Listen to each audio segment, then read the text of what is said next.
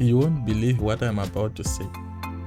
I think Fadzai Mahere, he crashed yase Wicknel.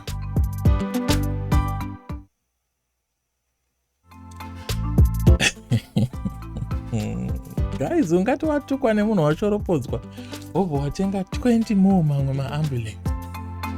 Makambozviona kupi zvinhu izvozvo? Anyway, ndakambozviona. Let me tell you, let me share a little bit of my secrets of my love life. Varume ameno zvatinoita so. Ameno zvatinoita. Zvoitwa nasei Wicknel izvi ndaimbozviita izvi. I think ndichazviita futi kana ndikazobatawo mari. Kuda kungoprova chete. Kuti aiwa ndiri chibaba. I am suspecting kuti sei Wicknel, I think vane soft spot for Fadzai Mahere. Kana Fadzai Mahere, I think anenge aitodawo sei Wicknel. Yesu zvandikutaura ndezvemusoro wangu, ende nyaya dzakadai hadzikonzerwi kukosha, but kune varume chaivo chaivo vari kuteerera vhidhiyo ineyi nemadzimai chaivo chaivo akabva neiko kumhunga anoziva kuti waigona kuwana kana ipwa 1 hawaizoshayisisa. Saka what I'm talking about here makes a lot of sense looking at zvaitwa nasei Wicknel after vaatakwa na Fadzai Mahere. Varume ndo zvatinoita izvozvo. We tend to do that. Kuti tinge chida kutobva taprova kuti aiwa chibaba. And you can see the way sei Wicknel maanzira avari kuita, anoratidza kuti vari kutaura nemunhu waanoda. But manje panonetsa manje kuti vanhu vairi vadana anenge antu vamhanye vese nekuda kwekuti vane maideologies akasiyana. But at the end of the day, vanhu ivava havakwanise kuseparatwa nechinonzi rudo, because kana hana dzaroverana kai dzinenge dzaroverana. Unondiitisa mapindukuwa, ndafunga kutenga mamwe 20 maamburenzi. Zvekuti pakanyatsowana munhu anokwanisa kuadvisa Fadzai Mahere, kana if only Fadzai Mahere is not away, I am telling you, sei Wicknel anogona kuita zvidavado, anogona kuita tunhu twakawanda. You can see the response. Hanzi ndinofara kana nyaya yemaambulensi yakurwadza zimhandara. Kune dzimwe nhengeni kai dzekuti unongoiona from afar ungoti iyo hauna zvaunokwanisa kuita, hauitane. Ndo dzakafanana na Fadzai Mahere, dzine dziri kudenga denga kwemutu kutopiad. Kuti kutopiad kana mango dziripo, dzimwe mango dziya dzandaka kuibva nekurwa nezuva, mango dziya dzekutangisa dziti mutsvuku ninde inongotsvuka munhu, so wotoiona kuti iyo, ende unenge gore rese rinenge rapera, maseasons out of season aita pass on, wakangana watest yemango then dzotanga zvadzo kuibva. Dzinenge dzisingabvumidzwe kutemwa navakuru, ndochinzi dzimirirei dzimboibva. Saka that's how difficult it is for Wicknel Chivayo to be in love with Fadzai Mahere. Yes, I know sei Wicknel is married, Fadzai Mahere is doing her own thing. So you can see the way that Fadzai Mahere is always attacking sei Wicknel. You can see kuti Fadzai ane zvimwe zvinhu zviri mumwoyo make, antonzwawo mafindipfuwa, antonzwirawo sei Wicknel mafindipfuwa. But manje panenge pachinetsa because vanhu ava they are 2 worlds apart. Ameno song inonzi 2 worlds apart. Ameno takaimbwa neWestlife here, if I still remember, because it's been a long while. That handizoti zita realbum yeWestlife iri on this song 2 worlds apart.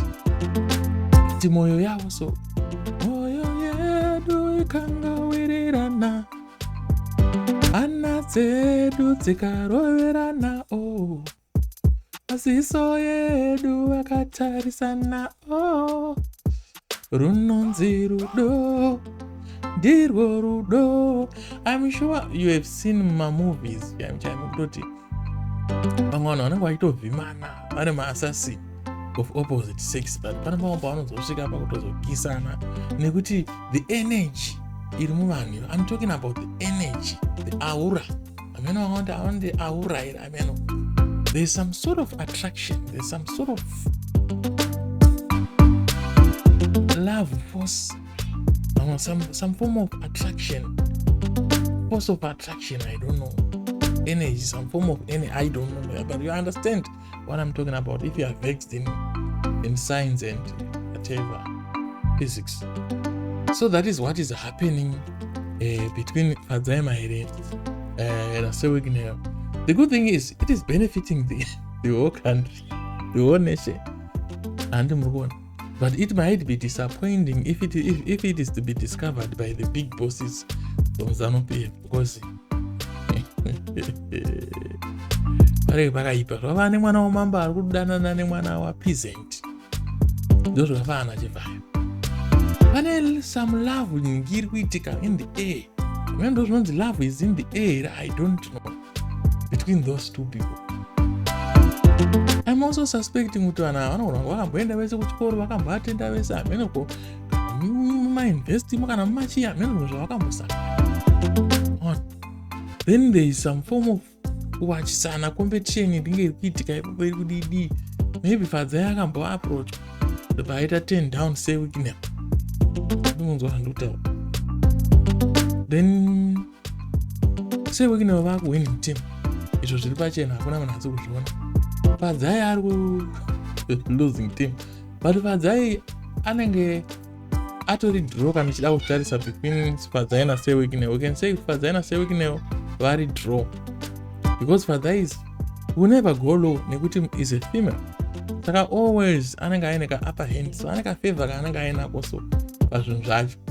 So this is why mukuona vanhu vachitsomana kudai. Imagine kuti munhu ataura zvaataura then wobva wati no. Because say Wicknel was just supposed to ignore. Dai Fadzai anga ari munhu asina basa, especially asingavanziki semapindo kuwa kana kuti asingavaiti semapindo. But nekuda kwekuti Fadzai ukawe hamena wandismile yake here. Let us ameno Fadzai zvangori so. Inini even myself I would love to confess kuti inini I am attracted kune vakadzi vari very very intelligent, and I used to think but it was strange and I didn't understand it.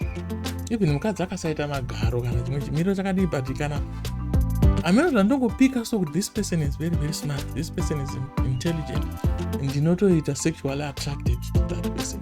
Akubuditsawo masecret angu pano paYouTube. Ndozvinhu hazvifana kutaura. Saka inini am attracted kuna vanhu vakafanana na Fadzai Mahere ivava. So vanhu ndakazotsvaga kuti vanhu vakaita vanonzi chii, ndibva ndazoona zita racho kuti inonzi vanhu vakadaro vanonzi masapiosexual. Go and search right now kuti chii chinonzi sapiosexual. Vanhu vari vanoona intelligence iri attractive or iri sexual arousing, something like that. Saka vanhu vakada kuti tine dambudziko, ndikutotaurira ndakatomirirawo sei Wicknel panapo kuti tine dambudziko rekuti tikaona vanhu ivavo we tend not to avoid them. Ende tinobva tada kuprova kuti tiri pano apa tisu handikutaura. So this is what I think might be happening between say Wicknel and Fadzai Mahere. And if Fadzai Mahere is aware of what I'm saying, ndawana ta enjoy. And if say Wicknel is not aware of what I'm saying, ndawana ta enjoy more. Apakaipa. Reka zvirape zvinyongo zvana isusu tinenge tichikoisa munamato wekuti aiwa vaviri ava they are meant to be. Ameno vakazororana navo, but I think Fadzai Mahere even ari kuopposition sei kune vari kuzanuka. According to me vanhu vavo dai vakarorana ndokuudza kuti nyika yedu ingadai yachinja. Uyo achitobuda akatopfeka scarf, achibuda akapfekawo zvaakapfeka, vanhu ivavo vachihitana vachidzokera kumba uchiona kuti vanhu vari kushandura nyika. Uyo achitaura kuti ngatidai, uyo achitaura kuti aiwa unopenga, uyo achinotaura nemadhara ake achiburisirwa bhegi, uyo achiti nyongo zvanongo. I think those are kinds of dramas. Ndo madrama atinoda. Haikona madrama ana mai Jeremiah nerimwe team. Aiwa hatisi kuda zvinhu zvakadaro. So guys, I hope you enjoyed this video. This was just a funny video, but make some sense. Hatingazongoramba katichingotsomana nezvinhu zviri serious. Tofana kumbotambanudza pfungwa.